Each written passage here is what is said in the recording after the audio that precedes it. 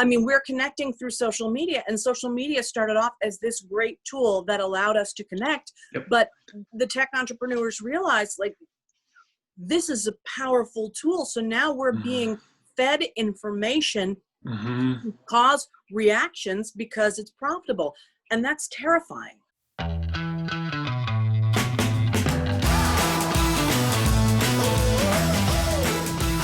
Our guest today is the New York Times bestselling author of the novels Here I Go Again and The Gatekeepers. The nonfiction works Bitter is the New Black, The Tao of Martha, Such a Pretty Fat, and Bright Lights, Big Ass. And the memoir stories I'd Tell in Bars, Generation X, My Fair Lazy, Pretty in Plaid, and I Regret Nothing, which was named an Amazon Best Book of the Year. Regularly a finalist in the Goodreads Choice Awards, Jen has sold well over 1 million books documenting her attempts to shape up, grow up, and have it all, sometimes with disastrous results. She's also been seen on The Today Show, as well as CBS This Morning, Fox News, and NPR's All Things Considered, among others. She lives in the Chicago suburbs with her husband and her many ill-behaved pets. Jen, thank you so much for joining me today. Thank you for having me. Yeah, Thank you for not letting me put on real pants and go somewhere. I appreciate that a lot. Yeah, that's the beauty of, I guess, today's modern technology, and obviously everything we're going through this year, many things have become virtual. I'm enjoying being able to have conversations like this, whether it's phone calls, FaceTime meetings, Zoom meetings, and not have to dress up and go out and sit in traffic and run the rat race of life. I like how much more real everything is with people doing these things from home. I was watching some CNN reporter a couple days ago talking about disease statistics, and in the background on a couch just was this giant golden retriever laid out. Yeah. It was great. I like this. It almost makes us, a lot of people might complain that it's like we're losing that human interaction, which I think there's something there for sure, without having that physical interaction. But I do think it makes us a little bit more human in the sense, like you said, now you can just see your coworker's dog in the background, or you're breaking the fourth kids. wall, and that's exciting, especially if you're somebody who loves reality TV. Yes. Yeah, exactly. Cool. Well, I'm excited to get into our conversation here, and I want to start off talking a little bit more about your new book, Welcome to the United States of Anxiety, Observations from a Reforming Neurotic.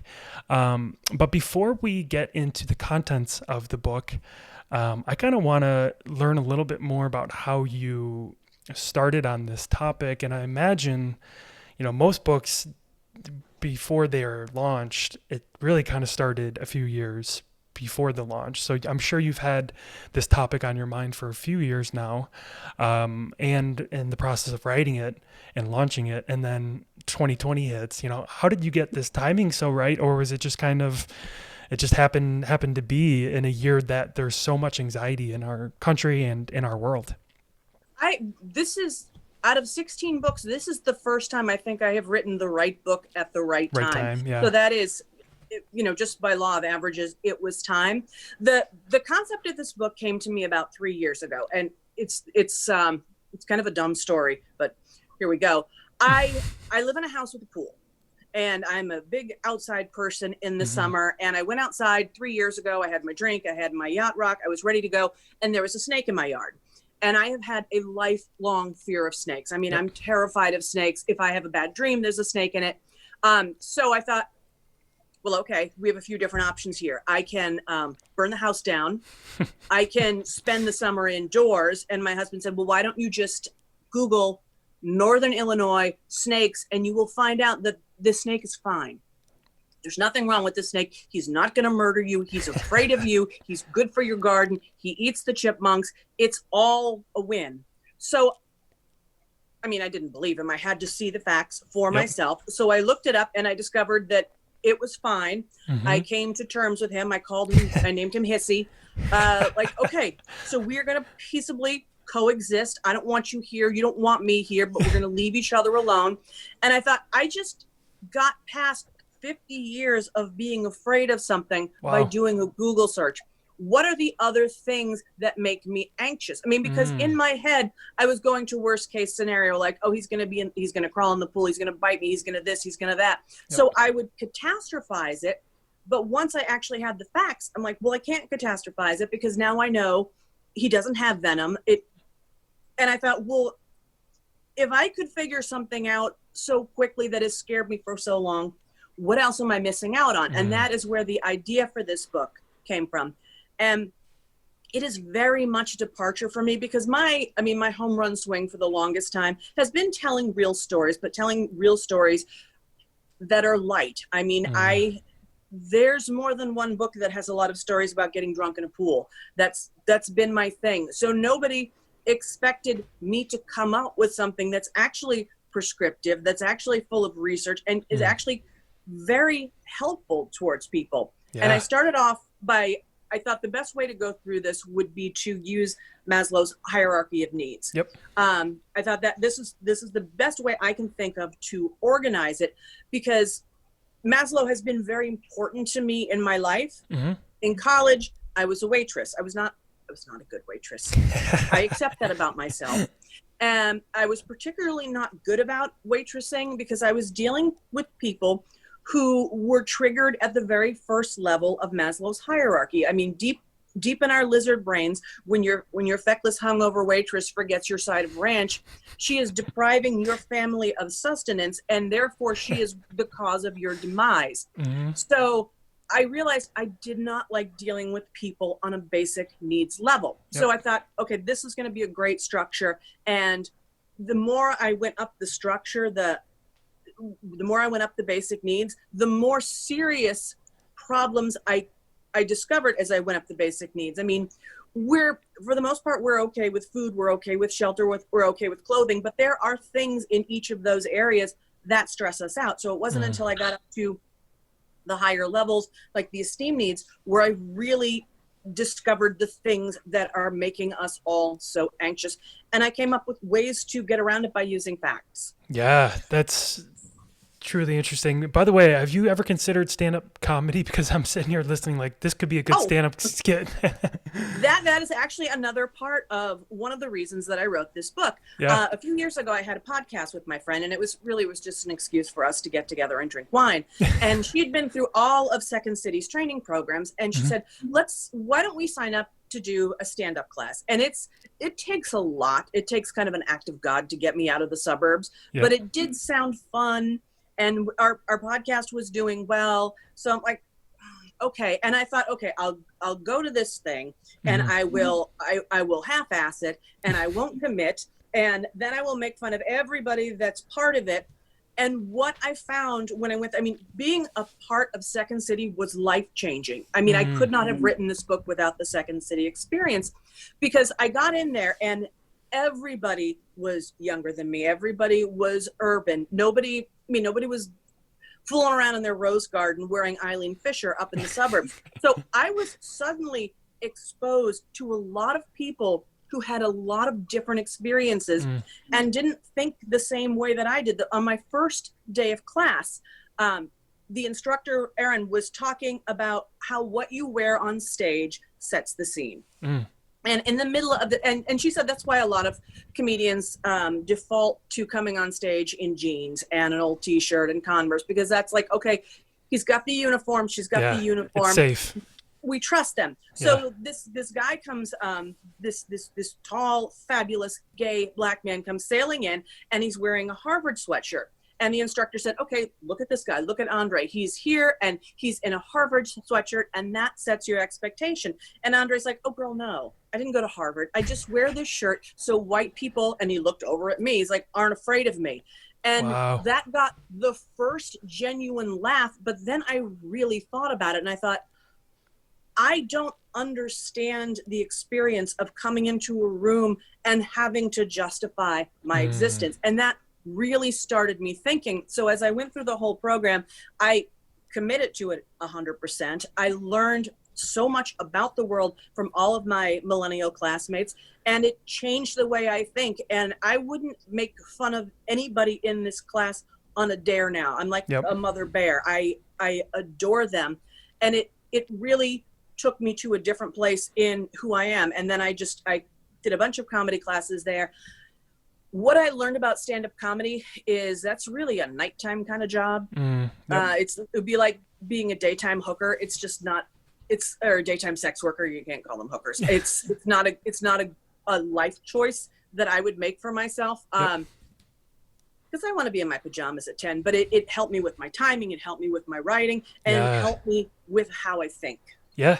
Well, I think that example you gave there of the black gentleman that was in a Harvard sweatshirt, and he said, I'm only wearing this so that white people aren't afraid of me or have a wrong idea of me. That in and of itself is eye-opening, especially for white people to realize that, minorities, they go through life in a different way than white people do. I mean, that opened my mind to a lot of different perspectives. Yeah, and I think we're starting to realize that. I'm starting to realize that for sure, and I'm embarrassed to admit that it's taken me this long in my life to come to terms with the fact that I do have privilege in this world as a white male. So much. And I have been blind to that up until now, really this past year, which is, again, I'm embarrassed to admit that, but I guess at least I'm coming around to the idea of what's real, reality in this world. Yeah, there's another example. There's a whole chapter on, and this was, what's the word, prescient, where my husband and I went through a training program with the Lake Forest Police Department. So and this isn't anything that I've ever addressed before. Again, drunk in a pool, that's what people expect from me. And I was, from the experience that I had and the experience I've had of being around other people, I was able to figure out, here's everything that is going wrong in policing. Here is everything that is going right. And here are the ways you can demand accountability. And here are the ways that police should be accountable to you. And here's what they're doing right. And really what it all boils down to is de-escalation training. Like our police force in Lake Forest is amazing because they have millionaires who are backing the force, who are putting them through hours and hours and hours of training and providing them with 6 different kinds of non-lethal weapons.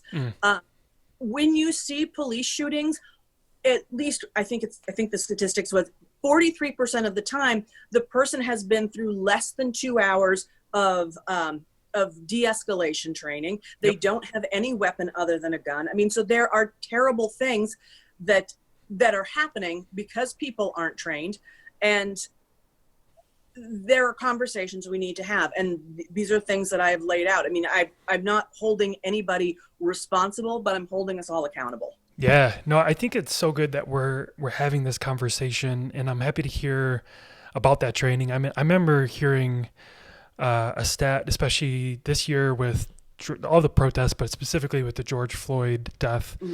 And I read somewhere that our barbers require more training. Our hairstylists and barbers require more training than our police officers. Yeah. And that's when I was like, wow, that's, I think, where the real issue is. I mean, the whole issue is very complex, and it's got deep roots and a long history of racism and prejudice and oppression. So there's a lot there, but specifically with police brutality, I'm seeing, a lack of training, and like you said, de-escalation training, which I think is a really good step in the right direction. I mean, you look at cases like Harith Augustus and Philandro Castile. These guys were probationary members of the force. They weren't ready. They weren't ready to be doing what they were doing. And I mean, there's so much systemic racism. There's so much institutional bias that has been proven. And again, this isn't stuff that I thought about 3 years ago. Right. So now thinking about this stuff has caused a lot of anxiety because I wasn't worried about things as much before. And going to Second City has really opened my mind, but it also opened the vaults to like all these scary, dark fears that have come out that I never had before. Yeah, definitely. Well, going back, just one more thing on that, the Harvard sweatshirt thing, I think that gives us a good reminder that we shouldn't be judgmental towards people or just see their image or see what they're wearing and just automatically put them into a bucket and assume that they are a certain way, or at the end of the day, just like be judgmental. I think it's a good reminder to realize Everybody has their own story. Everybody comes from different backgrounds, and we're all facing a lot of shit. Like, we're all going through certain things that you might not be aware of. And I think if Yeah. anything, it's a good reminder for us to be kinder, more patient, more understanding, and more compassionate towards everybody, which we need And more of. well, the thing is, right now, that's hard Mm-hmm. because the way we're connecting, because I mean, the responsible among us are not going out and doing big socializing things. I mean, we're connecting through social media, and social media started off as this great tool that allowed us to connect. Yep. But the tech entrepreneurs realized, like, this is a powerful tool. So now we're being fed information Mm-hmm. to cause reactions because it's profitable. And that's terrifying.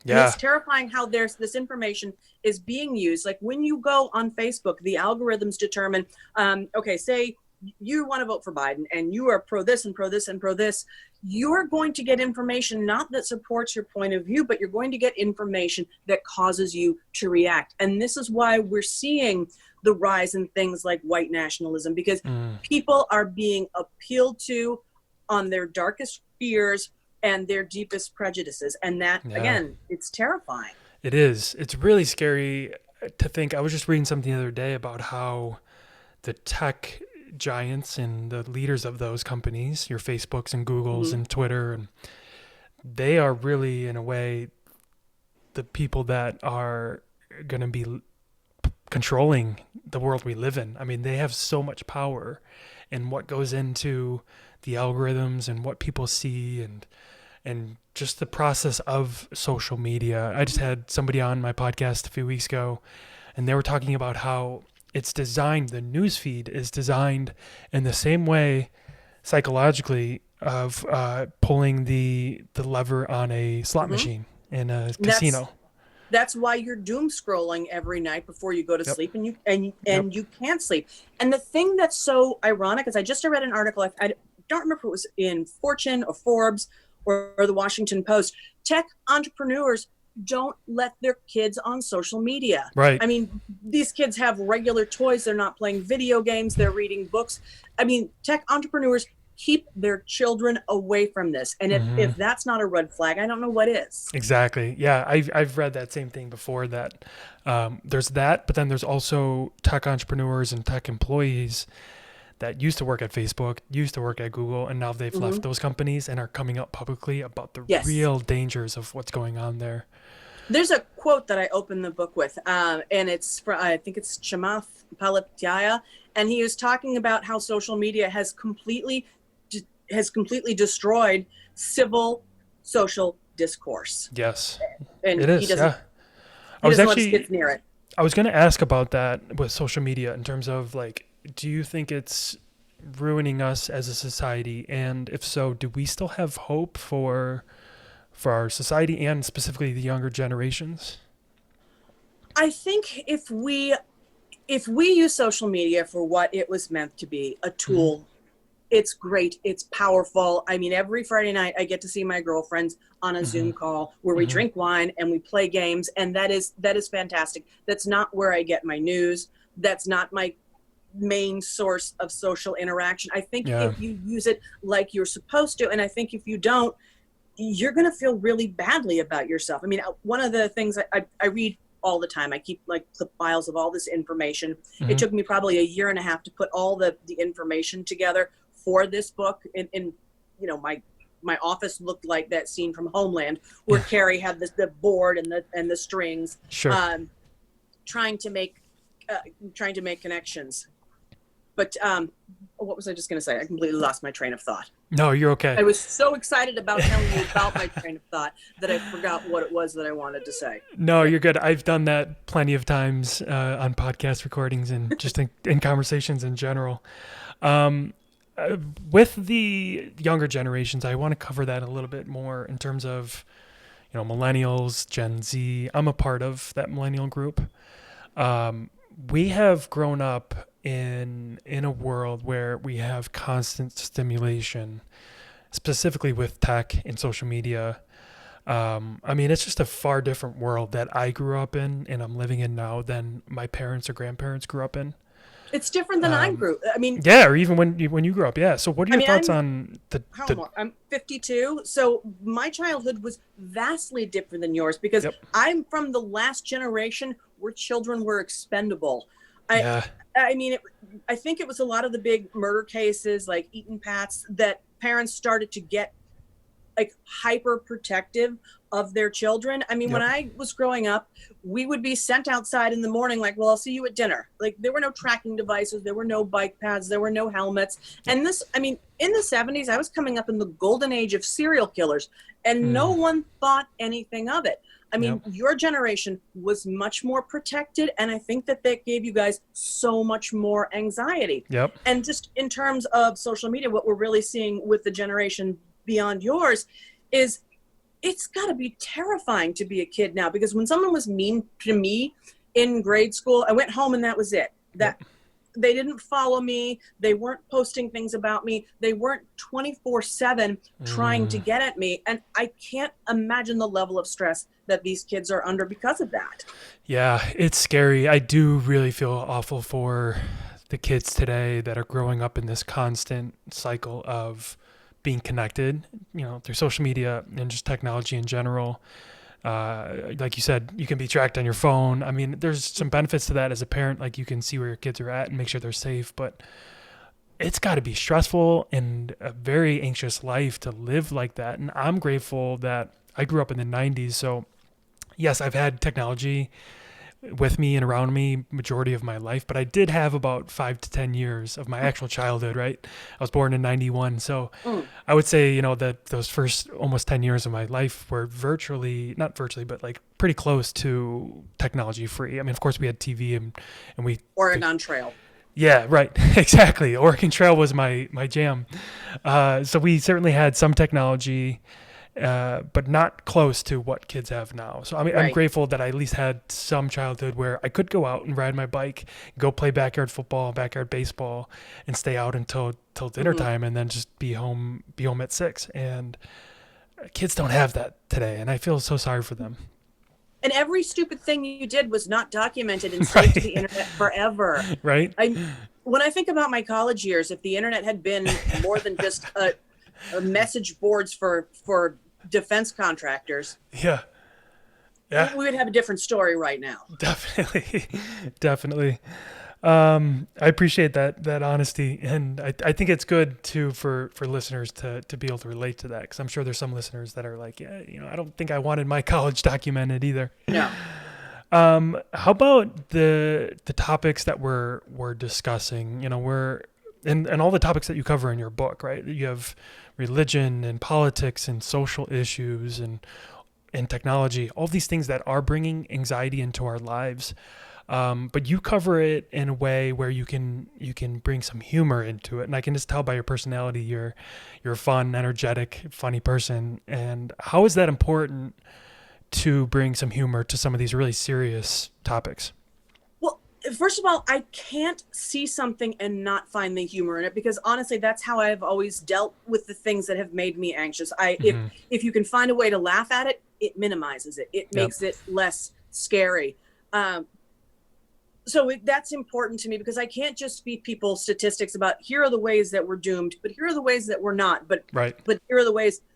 I can't offer the bitter without the sweet. And so that was my point. I mean, the people who I feel the most for right now, especially in 2020, are the moms out there. Oh, I remember what I was going to say earlier. Like some of the things I talk about in this book seem a little bit light. Like, oh, are you really going to talk about your anxiety over avocados? Well, yes, because it's like bringing a hand grenade into your house, because you never know when it's going to detonate.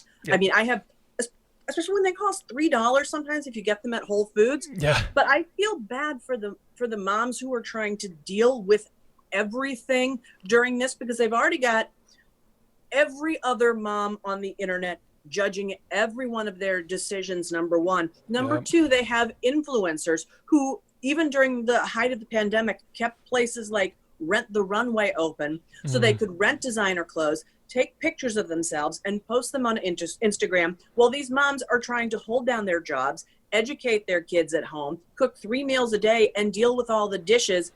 And good luck if you get a shower Yep. And here are these 20-year-old idiots with perfect bodies. Well, maybe they're not all idiots because they're making money from it, but with perfect bodies showing this perfect life. That has to be so incredibly hard to look out there and see, like, I'm failing on every level because look at how well everyone else is doing.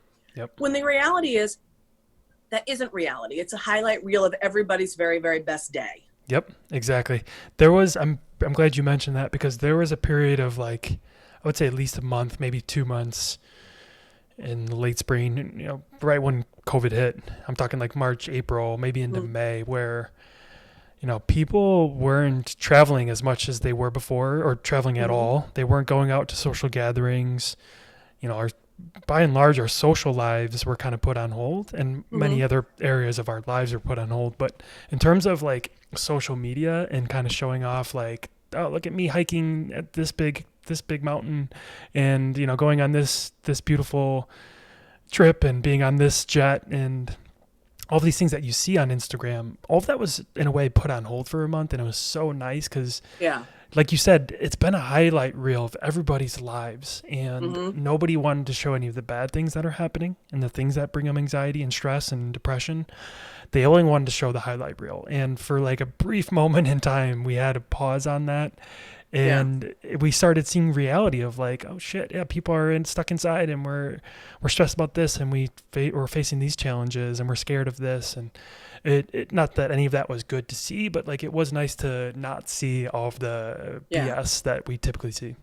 I mean, there was one day, and I think I had just watched Mayor Cuomo's press conference, and it was at the height of needing ventilators, and it was like 11:30 in the morning, and I just posted a shot on my stories of a coffee cup, like saying, "This is Kahlua." Like I can't. Yep. I can't get through this day now without drinking, and if that's not anything I've ever struggled with, it's not something that I have a problem with. Right. But it was just, there was no better solution than drinking Kahlua in my pajamas while I had CNN on. Like this is my reality right now. Yeah, and you're not alone. I think a lot of people were there late spring, early summer, where it was just like, what else do you do, right? Like this is the best way to kind of get through a lot of what we had faced and still are facing. But what about this book in particular? What made it different than some of the other books that you've written, and how is it, not that it's any more important than any of your other topics, but I think this book you think it is? Yeah. So what makes it stuff I've written? What makes it more important than anything else that you've written? Well, every other book, I mean, I react to what readers want. And just for years, readers want, tell me more stories about your pets. Tell me more stories about your husband. And there was not a lot of substance. And I tried, for the last few memoirs, I tried doing more substantive things. And my publisher, back when I was with Penguin Random House, was like, nah, let's just stick with the formula that works. So it wasn't, I wanted to do more, I wanted to give more, and I wasn't able to. So being able to get more in depth in things that aren't about me. I mean, I didn't create the Tesla. I'm not putting anybody on the moon. The fact that there are 9 books out there with not my name on it, and I've accomplished nothing except for having put out 9 books.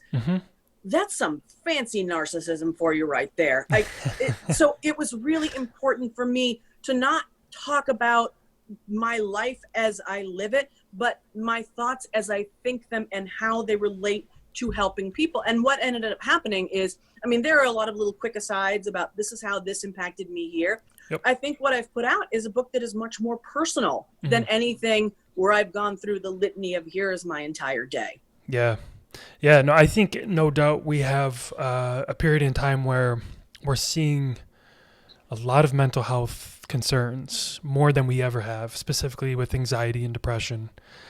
So I think now is the best time to be talking about those topics, because so many people struggle with it, and myself included. Like, I've struggled through anxiety and depression, and I think it's super important that we at least start off by having the conversations, because if we just like wish it away or pretend it's not there, or pretend like we're tough and, I'm not weak, I'm just going to fight through this alone, like that's not healthy or good. Well, So, I mean, what I've called for in this book is for people to examine the facts around the things that make them panic. I mhm, mean, I haven't always been a very good flyer, but when I did the research into, okay, this is why you are safer in the air, and that was actually one of the things that made me want to write this book too. I thought about a story from back in the 70s when my father was flying home from Atlanta to New Jersey, yep, and the plane he was on lost an engine, and they mm, were plummeting, and they thought it was all over. And my father, where everybody else was praying and crying, my father was like, well, I better finish the sports page because I want to know how the Celtics played last night.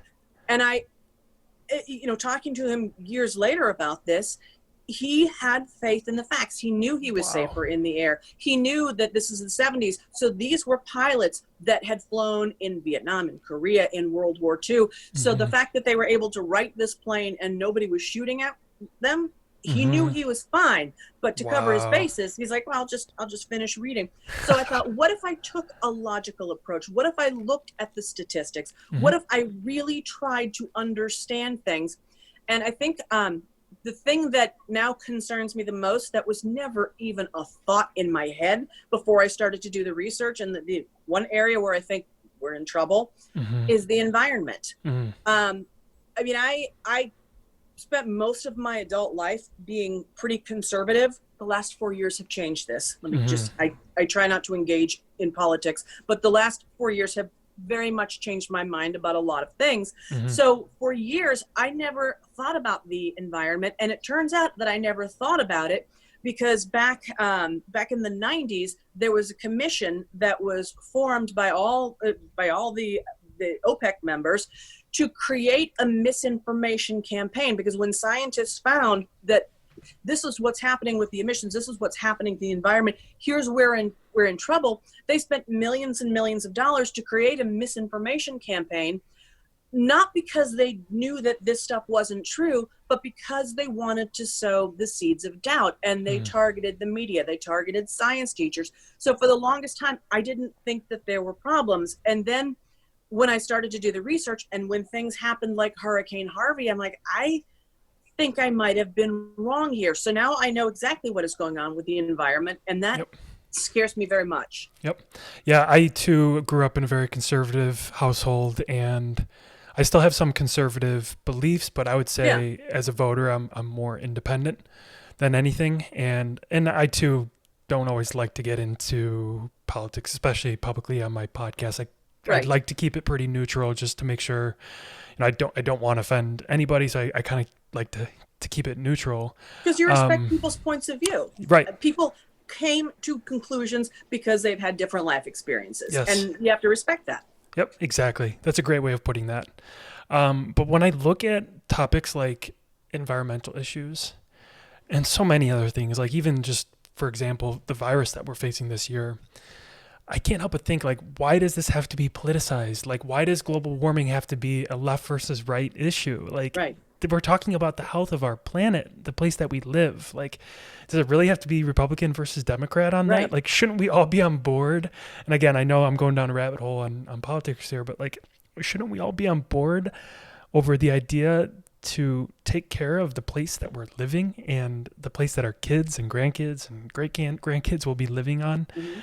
Like, What it all boils down to is we have lost the ability to talk to each other. I mean, especially in Congress. I mean, one of the things that I suggest in this book is that someone just locks them all in the break room and doesn't let them out until right? they have a rational conversation with each Yeah. other. Because I understand what we have to do to protect the planet. And I also understand that if we put all of these controls in right now, we would have even more economic chaos Hmm. than we're experiencing right now. So it's not that either side needs to win. One of the things that I talk about is this great survey, or this great program that Ira Glass put out, This American Life put out a few years ago, and it was the thought-provoking. I forget what the episode was called, but it's like the thought-provoking something of changing one's mind. Mm. And this person did a survey, and they sent people door to door to speak to people about a controversial issue, say abortion.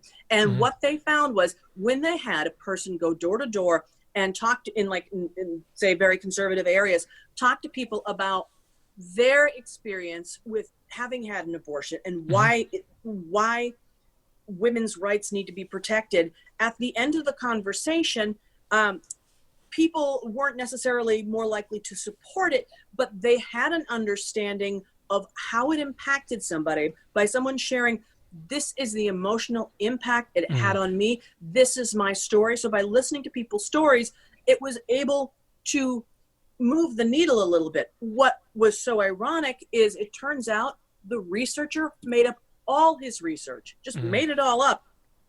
So NPR actually then did the study themselves. They went through all the motions and they found out that that was actually true. So wow. If you are looking to change someone's heart and mind, you don't do that by screaming at them on Twitter. You don't do that with the caps lock. You don't do that with the meme. You tell your story. I mean, when I was a kid, my dad would be gone for 6-7 weeks at a time because he was the management representation, and his job was to break unions. His job was to negotiate with Teamsters. And growing up, I knew that unions were the reason that I didn't see my dad for 2 months at a time. And I look at my friend Shayla, who grew up in a factory and farming town in Iowa, and the union was the only thing protecting its members. So we had very different points of view, but the fact that we were mature and could talk to each other about, here's how I feel this way, and here's why I feel this way, and these are my experiences. You don't have to agree. You don't have to come to a consensus.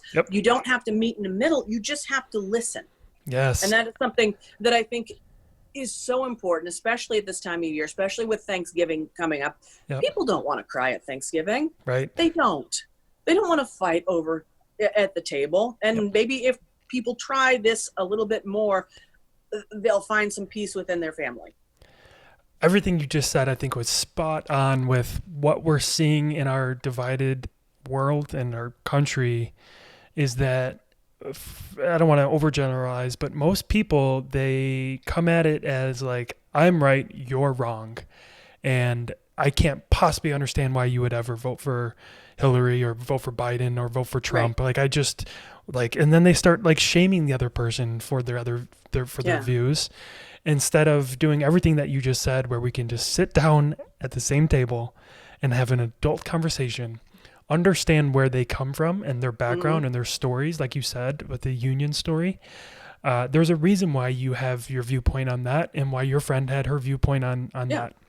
And I think if we can all come together and just take some time and find some kindness in our hearts to just learn and listen and understand why it is that person has that viewpoint, I think then we can now get to a spot where it's not, I'm right, you're wrong. It's, this is my viewpoint and I believe in it for my reasons, and you have every right to believe in your viewpoint for your reasons. And I think if we can all do that, man, we would be living in such a healthier, better, happier world.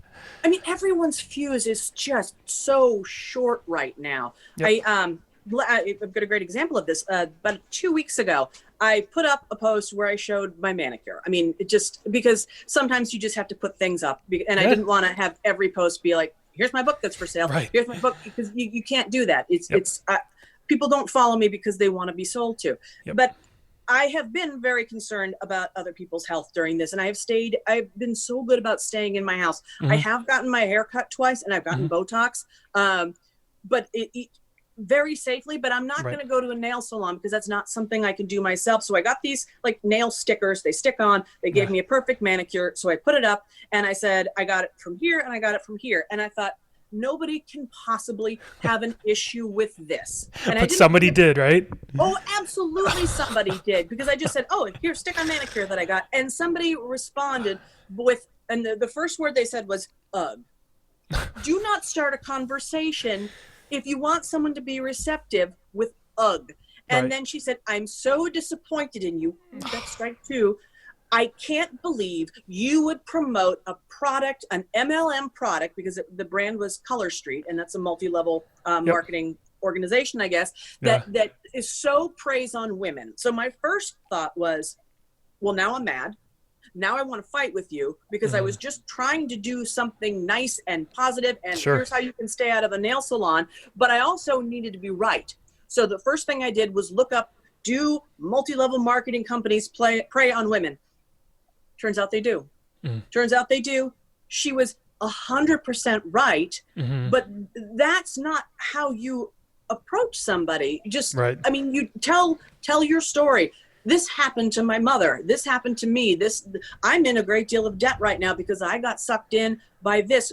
But instead of just trying to shame me, Yeah. we had too much of a shortcut in this conversation. We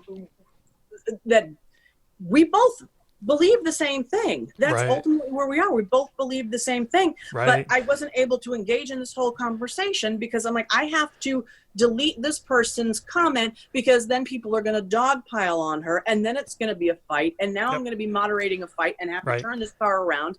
And, sometimes it's okay to have a different opinion and just keep it to yourself. Yeah. Sorry, go ahead. Oh, one of the most important things I learned while writing this book is to say something to myself, that sounds like none of my business. Yeah, it's a beautiful statement that most people don't know how to say. Right. What's most frustrating about that story with your friend commenting on it in a negative way is like, okay, she had her opinion and also, like you said, you end up researching it and she was right. Yeah. Why couldn't she, and I'm not trying to just bash her because I don't even know her, but I'm saying in general, people that do that, why can't they just pick up the phone and call you if it's somebody that they know and they have your number? Like, why can't they just call you and say, hey, I saw this, just wanted to let you know that this is what's going on. Just thought I'd let you know. Like, I don't think it needs to be a public comment on social media. It goes back to what we were talking about with social media, that it's just like a direct, it's so easy, honestly, like to just comment on a post and just be done with it. But to make a throwaway comment and completely ruin someone's day. Right. And they don't realize that they're ruining your day when they do it. But I just wish we could get back to picking up the phone and having an adult conversation. Yeah. And we've lost that entirely. Or, I use phone as an example, but like just walk down the street and have the conversation with your neighbor instead of berating them on social media. And it's just sad that we've lost that human connection. Why can't we get along? What can we be doing? We're talking about some of that now. We're just like having real conversations, but man, we are in a divided world right now. Yeah. What can we be doing to just get along a little bit more? We have to concentrate right now on the things that we have in common. And this is something that you'll see. I mean, a few years ago, when that raccoon was climbing the side of the NPR building in Minnesota, and the entire world was watching and rooting for him, that was something we had in common. I mean, we have to concentrate more on where we're the same and what makes us happy than concentrating on the most of us want the same thing. We just have a different approach. So something that I've always tried to do in my writing, and particularly in this book, is to look at the things that can maybe bring us together. I mean, if someone you know and love is voting differently than you, that is what it is. But they're also the person who watches your kids. They're also the person that brings you soup. I'm trying to not have people throw away long-standing relationships over differences of opinions. Yes, I'm so happy you said that. I've been saying for so long now that we have so much more in common than we do not in common. And unfortunately, people like to look at the things that the differences that we have and double down on that and double down on that negativity. And we're losing sight completely of the fact that we have so much more in common than not. I mean, that's right. And it goes back to some of the things you were talking about with, Maslow's hierarchy of needs is that need to connect with people and have that social aspect. And I think we've lost sight of that, unfortunately, but I hope people can listen to this and realize, like, oh yeah, the person I've been arguing with over whatever political issue, right? Like you said, they're my neighbor, they're my friend, they're my spouse, or they're somebody that, brings me soup when I'm sick, or somebody at my church that I see every Sunday. Right. Let's not lose sight of the fact that we are human beings and we have a lot more in common than we have differences. Exactly. That's great. Exactly. It's a beautiful message. What else on your topic, the topic of your book with anxiety? What else are you seeing that's causing anxiety? And then I think more importantly is, what are some things, in terms of solutions that we can be taking to reduce or work through some of that anxiety and other mental health concerns? What I think people need right now more than anything is an escape. And 2020 has been very difficult from which to escape, but you have to find something that makes you happy. You have to find something that gives you some peace and some solace. I thought, like at the beginning of the pandemic, I thought, oh, I'm going to be the jigsaw puzzle queen. This is going to be my thing. This is going to be my way to just zen out. And I got this stupid New Yorker puzzle. It was 1,000 pieces. 900 of the pieces were red, and I worked on it for weeks. It was next to the stove. I couldn't cook because I was afraid I was going to get grease on it. And there was one night in April that I was watching, and again, talking about there weren't enough beds, there weren't enough ventilators, and I had 800 red pieces left. And finally, I'm like, this is all going into the trash. So I empowered myself by taking this thing and throwing it away, because the thing that I thought was making me happy was causing me so much more stress. I mean, my suggestion is, if you want to start feeling better, do something for someone else. Take yourself out of the equation. Do a fundraising drive, do volunteer somehow for a charity, bring awareness about something, just work together to do something so you're not thinking about yourself so much. Take action, learn facts. I had a live book event on Zoom last night, and someone asked me, like, oh, how has the pandemic impacted your writing process? I'm like, it's impacted my writing process, and that I have stopped writing because I don't want to be just so myopic complaining about all the Pop-Tarts I've eaten, because that's the fact that I had the foresight and the privilege to stock my house with everything I needed before everything hit. Like, no one wants me to hear about me complain that I have gained 20 pounds during all of this because I can't have Pop-Tarts in the house. I mean, you can buy them by the case on Amazon. You shouldn't. And I'm concerned that in the next year and a half, we're going to see a lot of really bad pandemic memoirs. I don't want to hear it. I don't want to participate in it. So I've spent the last 6 months doing other things, like trying to find other things that give me the dopamine hit that writing has given me. And now I think I'm actually at the stage where I'm ready to start writing again. But don't force it. I mean, people are really feeling badly about themselves. Like, in 6 months, I didn't learn a new language. I didn't re-wallpaper the bathroom. I didn't do. People are so concerned with what they didn't do, but this has been hard. This has been hard. This is not anything we're used to. And I think people just need to give themselves a break, and that will help decrease some of the stress. Just get through your day. I think there's, I think it's a Navy SEAL expression. All you have to do is get through lunch. I mean, you've got all of the, like during Bud's training, you have so much ahead of you, but just make it to lunch. Just make it to lunch and go from there. Exactly. There is, I forget the name of the book, but there's a book written by a former Navy SEAL, and he told a story in the book about, during his training, they were doing rock climbing, and they were up on this big cliff that he was climbing, and it was his first time doing something like this, and had tons of fear and anxiety and just like afraid of heights, and looked down, realized how far up he was, and was just like, oh shit, like this is a really high up that, where I'm at. And the fellow Navy SEAL that he was with told him, don't worry about what's below you. Don't worry about what's above you or to your left or your right. Just stay in your 3-foot world, right? Like, just focus on that next rock that you're going to latch onto. Just stay in that 3-foot world, and then you're going to just keep going up and up, and you'll make it to the top. And I think that's a beautiful metaphor, especially in 2020, when we face, everything that we've been facing and all of the stress and anxiety that we faced.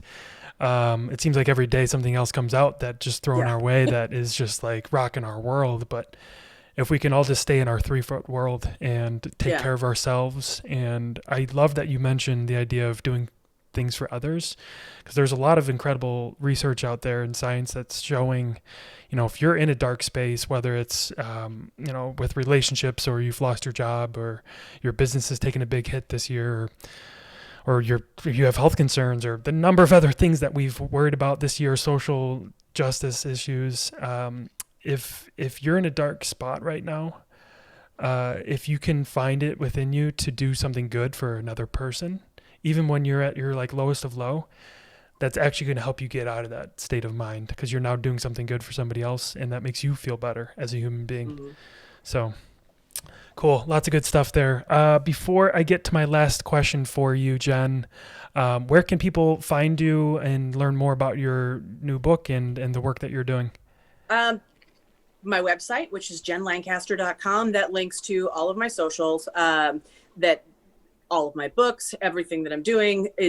That's the very best place to find me. I have that links to my Facebook page too. I mean, I have to be honest, I don't read anything on Facebook at this point. I don't. Mm-hmm. The only thing that I do, because the one thing that has made me super, super happy during the pandemic, something that I started because of the research that I did on the environment, is I go to thrift stores and I find clothes and I resell them, because that helps me keep trash out of landfills, because they burn a garbage truck full of used clothing every second. And that is the second biggest contributor to greenhouse gases. Wow. So I find great things and I rehab them and I sell them online. So the only place that I go are thrifting message boards where people are talking about how to get stains out of sneakers. That delights me. So I don't actually read my Facebook. I do like Instagram, because that's generally pretty happy, and I mostly follow book accounts and dog accounts. So if I'm going to post, I post a lot there. But jenlancaster.com is the best way to find me. Very cool. I love that. And I'll be sure to have all of that linked up in the show notes and the description. Yeah, of course. So my last question I have for you is, who do you want to impact the most with your work? I want to reach new people. I've had the same audience for the longest time, and a lot of them actually aren't necessarily happy with me telling stories that are not about being drunk in a pool. I want to help those who want to be helped. And I mean, there's a lot of my old audience who just wanted to be entertained, but for the ones that actually want smart commentary, I hope that this reaches them. I hope that this book finds the people who need it. Yep. That's super important, because there's a lot of people out there, especially in today's world, that need that message. Yeah. And I appreciate you sharing that. And the good news is, I mean, for everybody who just wants the same old stories, like with dogs and stuff, I mean, I feel like after 6 months of this, I'm really starting to come through and getting back to where I was. I mean, for 6 months, I didn't work out. I didn't do anything. I'm working out again. I'm taking steps to take care of myself again, because I just lost during all of this. And my husband and I bought the play school, my first hot tub. We got an inflatable hot tub and put it in the backyard. So there'll be stories again. I love it. It's the greatest thing that's ever happened to us. Yeah, that's so awesome. So there'll be the stories that they want again. We just have to get through this. Yes. Yeah. Well, for the time being, I think the topic of your book is super timely, but even aside from 2020, it's a timely topic, right. Before 2020, it's not like people didn't have anxiety. It's still something that a lot of people struggle with. And I just appreciate you putting that message out to the world. So thank you. Thank you. Yeah, absolutely. All right, Jen. Well, you have a great day, and thank you again for coming on the show. This was fun. Good. Yeah, I enjoyed our conversation. It was really, like I said, it's an important topic and a very important time. So keep up all your good work. Thank you. All right. Thanks, Jen. Bye.